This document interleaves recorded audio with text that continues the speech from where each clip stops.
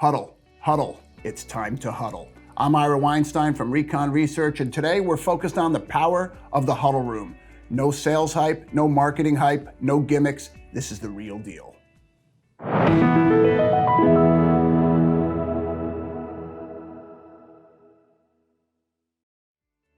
The huddle room is certainly the star of the show in the collaboration world. But what exactly is a huddle room? Simply stated, a huddle room is a space designed to support informal and often ad hoc working sessions involving a small number of local participants and often some remote folks. And guess what? Our research shows that there are more than 30 million huddle rooms in the world today, and millions of new huddle rooms are being built every year.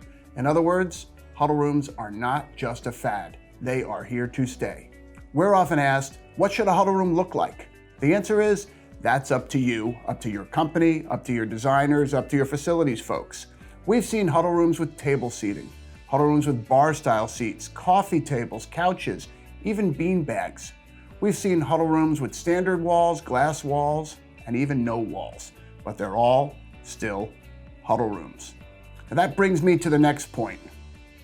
What AV and collaboration function should a huddle room provide? Now this one is easy. Audio conferencing, meaning we can make a phone call. Content sharing, meaning we can share content with others in the space. And video conferencing, the ability to communicate face-to-face with people in remote locations. Okay, next question. What AV or collaboration technology is needed in a huddle room? Well, that's up to you and your users. Most huddle spaces have at least one display, but some have two, and that's just fine. Some huddle rooms use mic speaker units on the table, while others use sound bars or ceiling mics. Truth be told, there's really no right or wrong way to AV enable a huddle space. But no matter what AV gear you use, there are a number of basic tenets to keep in mind when you design your rooms and select your tech. The technology must be easy to buy, easy to install, easy to use, easy to manage, and altogether that means easy to own.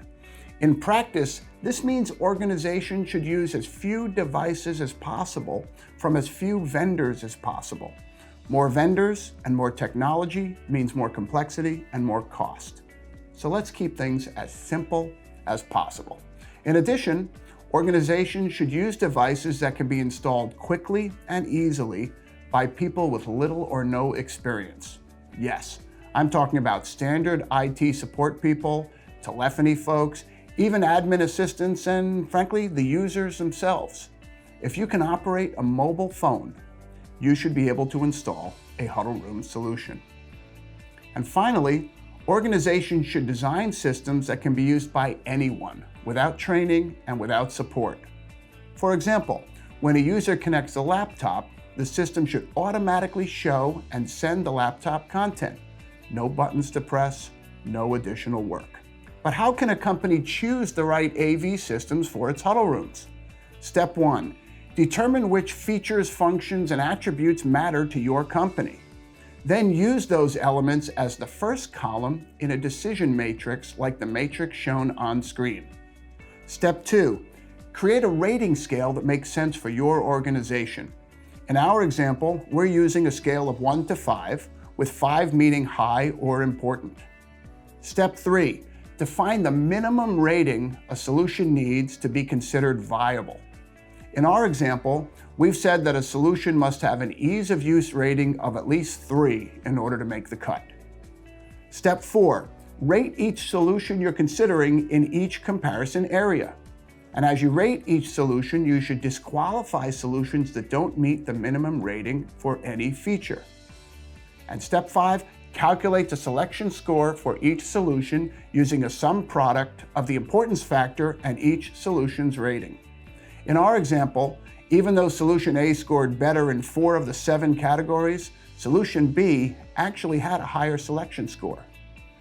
Step 6, and this is a big deal, perform additional due diligence to finalize your selection. Calculating the selection score is absolutely not enough. You need to inspect these solutions, test these solutions, use these solutions, meet with the vendors, ask some questions. For more information about selecting the right products and services, please review our white paper titled The Power of the Huddle Room. Final question: what role do cloud services play in the Huddle Room discussion? Simply put, cloud services are a key Huddle Room enabler. Cloud services are inherently Huddle-friendly because they help power large-scale environments without adding complexity, management burden, or infrastructure cost.